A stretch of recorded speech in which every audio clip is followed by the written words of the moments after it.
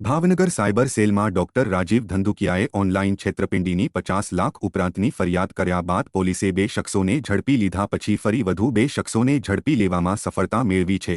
ભાવનગરની સાયબર સેલની ટીમ દ્વારા ફરિયાદના પગલે 2 ઝડપાયેલા આરોપીઓની પૂછતાછ બાદ જીગર કિરણકુમાર પરીખ અમદાવાદવાળો અને હાર્દિક રમેશભાઈ પરમાર અમદાવાદવાળાની ધરપકડ કરી છે।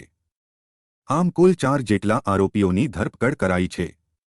તાજેતરમાં પકડાયેલા 2 આરોપીઓને કોર્ટમાં રજૂ કરીને રિમાન્ડની માંગણી કરવામાં આવશે ત્યારે અન્ય શખ્સોના નામ ખુલે તેવી પૂરી શક્યતા છે।